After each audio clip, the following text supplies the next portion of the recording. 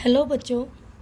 बेटा last video में हमने आइडेंटिकल सेल्स की ग्रुपिंग पढ़ी थी और वो भी सीरीज़ कॉम्बिनेशन हमने डिस्कस किया और पैरेलल कॉम्बिनेशन डिस्कस किया। आज हम बात करेंगे मिक्सिंग की। अगर हमारे पास जो सेल्स हैं, कुछ सेल्स हम सीरीज़ में लगा दें और फिर उन सीरीज़ को हम पैरेलल कनेक्ट कर दें तो वो मिक्सिंग ग्रुपिंग कहलाती है। बेटा क्या कहलाती है? मिक्सिंग। तो कैसे होती है मिक्सिंग? बेटा एक बार यहाँ पर देख लीजिए, मैं आपको दिखाती हूँ। जैसे मान लीजिए ये आपकी फर्स्ट सेल है, फिर ये आपकी सेकंड सेल है। इस तरह से आप यहाँ पर सीरीज़ में ये आपकी NH सेल है। कौन सी है बच्चों? NH सेल है। अब इसके साथ ऐसी ही एक सीरीज़ और बना ली आपने। ये फर्स्ट सेल, ये सेकंड सेल और ये हमारे पास NH सेल हो जाएगी बेटा। ओके, और इस तरह से हम ये रिपीट करेंगे बेटा। तो ऐसे ही हम इसको फर्स्ट रो कहेंगे, यहाँ पर इसको फर्स्ट रो कहेंगे, first row.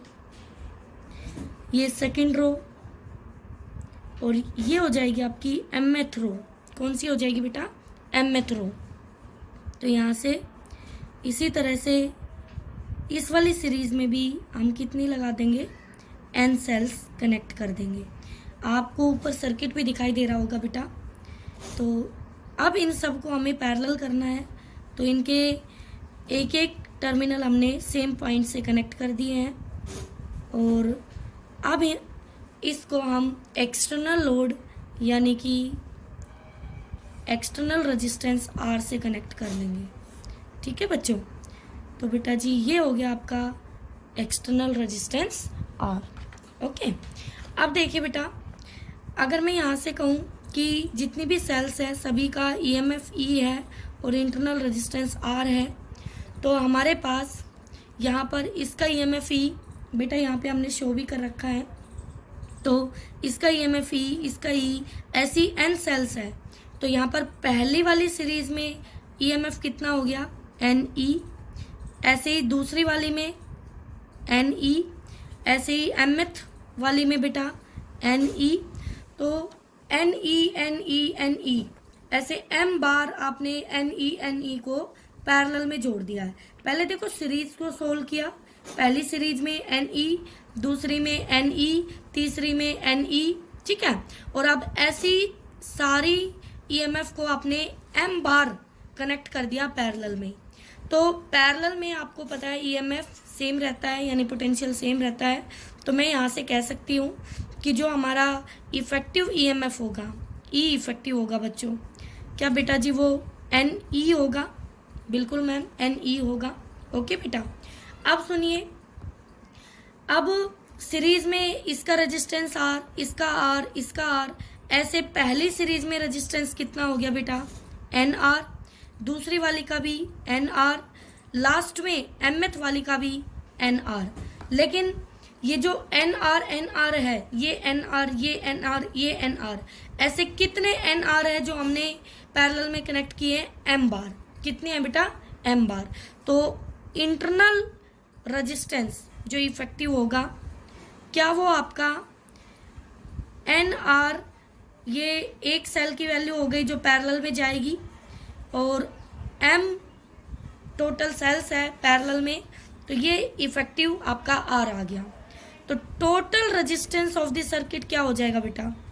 Total resistance equal to हो जाएगा बच्चों NR अपॉन में m प्लस में कैपिटल R एक्सटर्नल।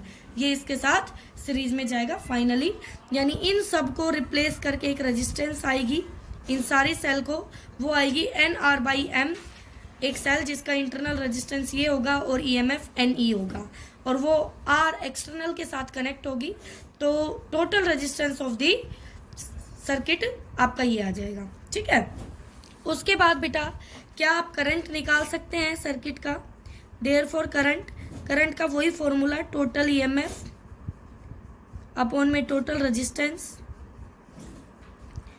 तो बच्चों टोटल EMF हमारी कितनी है बेटा, हमारी एन ई है, एन ई अपॉन में total resistance N R by M plus M are.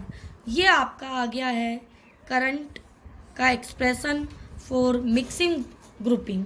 किस में है बेटा, मिक्सिंग ग्रुपिंग में। ठीक है, अब यहाँ से अगर इसको हम सोल्व करें तो ये एक्सप्रेशन कुछ इस तरह से आएगी, आई इक्वल टू एलसीएम लिया तो एम ऊपर जाएगा बेटा पलट के, M N E by N R plus M R. ठीक है बेटा जी, ये आपका करंट का एक्सप्रेशन आ जाएगा। ओके, अब हमें यहाँ पे जैसे हमने सीरीज में मैक्सिमम करंट निकाला था, हमने पैरेलल में मैक्सिमम करंट निकाला था, यानी करंट की ज़्यादा से ज़्यादा वैल्यू कितनी हो सकती है। तो आप बताइए इस एक्सप्रेशन को देख के आप क्या कहना चाहेंगे कि अगर इसके डिनोमिनेटर की वैल्यू कम से कम होगी तो आई ज़्यादा से ज़्यादा आएगा। बोलो बेटा, यही कहेंगे ना। यस, डिनोमिनेटर अगर मिनिमम होगा तो ही हमारा आई क्या होगा, मैक्सिमम। और ये मिनिमम कितना हो सकता है बेटा आपका, तो इसको समझिए आप। देखिए यहाँ पर देखिए बच्चों, आप देख रहे हैं इफेक्टिव ईएमएफ आ चुका है, इंटरनल रेजिस्टेंस आ चुका है, टोटल रेजिस्टेंस आ चुका है सर्किट का, और करंट भी आ चुका है, और हम यहाँ पहुँच चुके हैं बेटा जी। ठीक है, तो अब हमें बताना है आई मैक्सिमम। और आई मैक्सिमम के लिए हमने कहा कि जो हमारा डिनोमिनेटर में वैल्यू आया है, यानी कि जो आपकी ये वैल्यू आई है N R plus M R, और बेटा ये मिनिमम कब होगी, जब हमारी ये जो वैल्यू है N R equal to M R होगी, तभी डिनोमिनेटर आपका मिनिमम होगा। यानी N R equal to M R होगा तो आपका डिनोमिनेटर मिनिमम होगा और आई आपका मैक्सिमम आएगा। कैसे, इसको समझिए, मैं आपको समझा रही हूँ, बाकी आपको नोटबुक में नोट्स में लिखने की ज़रूरत नहीं है, पूरा मैथमेटिकल टर्म है ये। ठीक है बेटा, तो ध्यान से देखिएगा कैसे करेंगे हम इसको। हमें प्रूव करना है कि जो हमारी टर्म है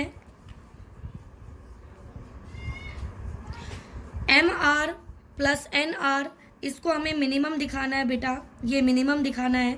तो इसको मिनिमम दिखाने के लिए हमने क्या किया, मैथमेटिक्स का फॉर्मूला यूज़ किया है।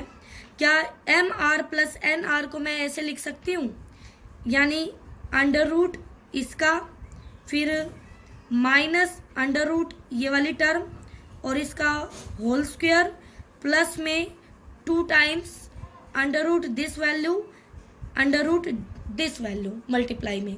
तो बेटा जब हम इसका स्क्वायर ओपन करेंगे तो देखो a माइनस बी का स्क्वायर, ए स्क्वायर, रूट से रूट खत्म, ये वाली टर्म आ गई, फिर प्लस बी स्क्वायर, रूट से रूट खत्म, ये वाली टर्म आ गई, -2 under root this term, under root this term, ये वाली as it is, +2 under root same value. क्या -2 +2 वाली टर्म कैंसिल होगी तो हमें अगेन यही मिलेगा, यानी ये दोनों टर्म आपस में क्या है, इक्वल है। ठीक है, तो बेटा आप देखिए इसको मिनिमम दिखाना है, यानी ये हमारा मिनिमम होना चाहिए। अब बेटा जी एक बात बताओ, यहाँ से इस वैल्यू को मिनिमम करना है तो हम इनका कुछ नहीं कर सकते हैं, लेकिन ये जो टर्म हम देख रहे हैं यहाँ पर एक ब्रैकेट है और उसके ऊपर होल स्क्वायर है और अंदर 2 क्वांटिटी का डिफरेंस है, तो ये हमें कम से कम चाहिए ताकि हम इस वैल्यू को कम कर सकें। और ये कम तभी होगा जब ये पूरी वैल्यू हम इक्वल टू 0 ले लें, और अगर ये वैल्यू 0 आ जाए हमारी किसी तरह तो इसकी वैल्यू आपकी मिनिमम हो जाएगी सबसे कम, क्योंकि नेगेटिव में भी अगर ये आता है तो स्क्वायर होके पॉजिटिव हो जाएगी और उससे ये वैल्यू आपकी इंक्रीज करेगी, और अगर इनका डिफरेंस पॉजिटिव ही आता है तो अपने आप ही बढ़ेगा बेटा। तो कम से कम ये वैल्यू आपको अगर बनानी है, मिनिमम बनानी है, तो आपको इसको 0 करना होगा। तो हम इसको 0 किया तो यहाँ से दोनों को इक्वल किया, रूट से रूट ख़त्म कर दिया बेटा, तो यहाँ से आपके पास आ चुका है M R equal to N R. और याद करो बेटा, यही मैंने आपको बताया था कि डिनोमिनेटर मिनिमम तभी होगा जब ये दोनों वैल्यू इक्वल होंगी। यहाँ से हम लिख सकते हैं m बाई एन, एम हमारी नंबर ऑफ रोज हैं, एन हमारे नंबर ऑफ कॉलम है बेटा, और ये इंटरनल रेजिस्टेंस जो छोटा होगा और ये एक्सटर्नल रेजिस्टेंस जो बड़ा होता है।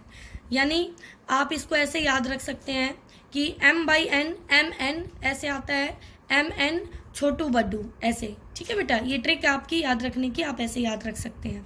तो चलिए वापस आइए अपनी एक्सप्रेशन पर।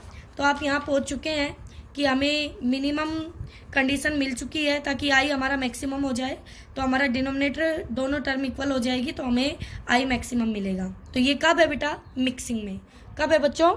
मिक्सिंग में। ठीक है, अब देखिए बेटा, जब हमारा करंट सीरीज में था तो हमने कहा लोड हमारा एक्सटर्नल ज़्यादा होना चाहिए मैक्सिमम करंट के लिए। जब पैरेलल कॉम्बिनेशन था तो हमारा एक्सटर्नल लोड हमने कहा कि कम होना चाहिए मैक्सिमम करंट के लिए। और जब हमारा मिक्सिंग ग्रुपिंग आई तो हमने कहा एक्सटर्नल जो है वो इक्वल टू इंटरनल रेजिस्टेंस के होना चाहिए। ठीक है, तभी हमारा मैक्सिमम करंट आएगा। ओके बेटा, इसके बाद एक छोटा सा क्वेश्चन देख लीजिए, एक छोटा सा न्यूमेरिकल है। न्यूमेरिकल क्या कहता है बेटा? मिक्सिंग के ऊपर बेस्ड है, ध्यान से देखिएगा आप। इसमें कह रहे हैं 36 identical cells of EMF 1.5 volt and internal resistance 0.5 ohm each are used to send current through an external R। और ये सभी उसमें से करंट पास कर रही हैं R जो कि 2 ओम का है। तो हमें बताना है बेस्ट मोड ऑफ ग्रुपिंग, कि इन सबसे जो इनका बेस्ट मोड ग्रुप बनाने का है, जो बेस्ट से बेस्ट हो ग्रुपिंग, वो हमें बतानी है कि हम कितने सीरीज में लें और कितने पैरेलल लें। ऑल्सो हमें करंट भी बतानी है कि एक्सटर्नल में कितनी करंट जाएगी। तो बेटा जी, अगर आपके पास यहाँ पर एक बार फिर से देख लीजिए, अगर आपके पास n सेल्स, ये देखिए आपने डिटर्मिनेंट फॉर्म ऐसे देखी होगी आपका, अगर 1 2 3 1 2 3 ऐसे, अगर आपकी 1 2 3 ये हो गए आपके कॉलम, इनको कॉलम बोलते हैं बेटा ऐसे वर्टिकल, और हॉरिजॉन्टल होती है रो। वर्टिकल आपके कॉलम और हॉरिजॉन्टल आपकी रो होती है बेटा। तो अगर आपके कॉलम भी 3 हैं और रो भी 3 हैं तो नंबर ऑफ डिजिट यहाँ पर 3 × 3 आपको 9 मिलेंगी। ठीक है, तो ऐसे ही क्या था बेटा, पहली वाली सीरीज में सेल थी n, फिर उससे अगली में भी n, फिर ऐसे ही आपने mth रो ली और उसमें भी n, यानी कि आपके पास ये जो n है, ये n, तो n हो गए वर्टिकल, तो वर्टिकल कॉलम हो गए n और रो हो गई आपकी m, रो हो गई आपकी m बेटा। ठीक है, तो number of cells find out करने का फॉर्मूला क्या बन गया बेटा? m × n। ओके, तो m क्या है? नंबर ऑफ रोज, n क्या है? Number of columns. ओके बेटा, तो बहुत काम आएगा ये फॉर्मूला आपके। अब देखिए बेटा, न्यूमेरिकल में आ जाइए वापस। तो नंबर ऑफ सेल्स 36 गिवन है बच्चों आपको, और इनको आप फाइंड आउट कर सकते हैं mn, यानी कि हम मान लेते हैं m हमने बना ली अपनी रो और n हो गए हमारी कॉलम, तो यहाँ से mn हो गए 36। अब ये फॉर्मूला है आपका m/n इक्वल टू छोटू बड्डू, तो ये आपने फॉर्मूला लगा दिया। Small r capital R given है, तो यहाँ से 0.5/2, तो ये 1/4, यानी m को हमने रिप्लेस कर देना है n/4 से इक्वेशन 1 में। कर दोगे? तो इक्वेशन 1 में जैसे वैल्यू पुट करोगे n/4 की, तो आपको वैल्यू मिलेगी m की 3 एंड n की 12। तो आपने यहाँ से फाइंड आउट कर ली कि सीरीज में एक जो सीरीज होगी उसमें 12 होंगे और ऐसी 3 पैरेलल रोज बनानी है आपको। तो करंट के लिए आपको क्या करना है? अपना फॉर्मूला MNE/MR + NR, और सारी वैल्यूज आपके पास है बेटा, इन सबको आप पुट कर दीजिए और यहाँ से आपको करंट मिल जाएगा 4.5 एम्पियर। ओके बेटा, तो आप अच्छे से करना इसको।